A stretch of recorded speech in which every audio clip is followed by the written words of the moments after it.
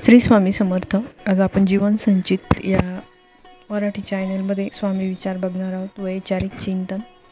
तर जीवनात चांगला माणूस होण्यासाठी एवढेच करायचं, चुकाल तेव्हा माफी मागायची आणि कोणी चुकलं तर माफ करायचं. सहनशीलता आणि हास्य यशस्वी व्यक्तीचे दोन महत्त्वाचे गुण आहेत. कारण हास्य त्याचे प्रश्न दिसू देत नाहीत, तर सहनशीलता प्रश्नच निर्माण करत नाही. सुख मिळालं की ते उपभोगायचं, पण मिरवत बसायचं नाही.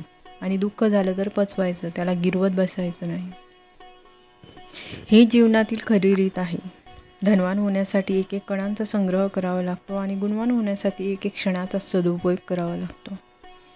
या जन्मातला पैसा पुढच्या जन्मात उपयोगाला येत नाही, परंतु या जन्मात केलेले पुण्य जन्मोजन्मी कामाला येते. कोणी आपला सन्मान करो अथवा ना करो, आपण आपलं कर्तव्य आणि चांगले काम करतच राहायचं. नेहमी लक्षात ठेवायचं, करोडो लोक झोपेतून असतात म्हणून सूर्य आपला विचार कधीही बदलत नाही. सूर्योदय होतो.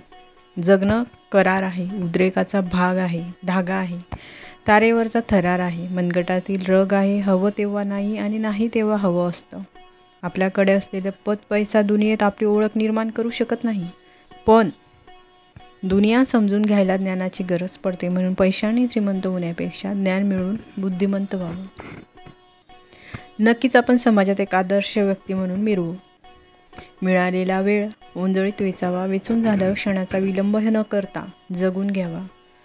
वेळेची वेचून भरलेली ओंजळ कधीही रिकामी होणार नाही.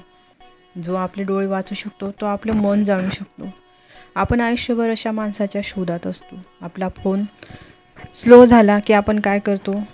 फाईल डिलीट करतो. आयुष्यात मरगळ येते तेव्हा आपण तेच करायचं. नको असलेल्या आठवणी, ताप देणारी माणसं यांना डिलीट करायचं. आयुष्य पुन्हा वेग घेतं. नाते टिकवण्यासाठी कधी आंधळे कधी बहिरे व्हावे लागते. माणुसकी बघितली तर दिसते, केली तर कळते, मानली तर मिळते, दाखवली तर मिळते आणि ओळखली तर शेवटपर्यंत अस्तित्वात राहते. भावनांच्या चुलीवर स्वार्थाची पोळी भाजून घेणारे माणसं आपली कधीच नसतात. कारण नात्याचे पानवटे त्यांना फक्त तहान लागल्यावरच दिसतात. कधीकधी सुंदरतेपेक्षा एखाद्या व्यक्तीचा साधेपणा मन हिरावून घेतो. आज जबाबदारी ओळखून वागायला शिकलो तर उद्या येणारी संकट टाळली जाऊ शकतात. मनातले अबोल संकेत ज्याला न बोलताही कळतात, त्याच्याशी मनाची खोल नाती जुळवली जातात. प्रकृतीने माणसासमोर दोनच पर्याय ठेवले, एकतर जाऊ द्या नाहीतर सोडून द्या. कारण सोबत घेऊन जाण्याची कोणतीही योजना निसर्गाने करून ठेवलेली नाही. अगदी अमाप श्रीमंत असलो तरीही काहीही सोबत नेऊ शकत नाही. लहानपणी खूप श्रीमंत होतो. या पावसाच्या वाहणाऱ्या पाण्यात मी कागदाची का असेना, पण माझी 2-3 जहाजं चालायची. मोकळ्या हवेत कागदाची का असेना स्वतःची विमानं उडायची. भले माती चिखलाचा का होईना, पण स्वतःचा किल्ला असायचा. आता गेले ते श्रीमंती, हरवले ते बालपण. असे आपणा सगळ्यांचेच झाले आहे ना. पण तरीही आशा न सोडता आपण परमेश्वराची भक्ती करूया. परमेश्वरावर नितांत, स्वामीवर नितांत श्रद्धा ठेवूया. श्री स्वामी समर्थ.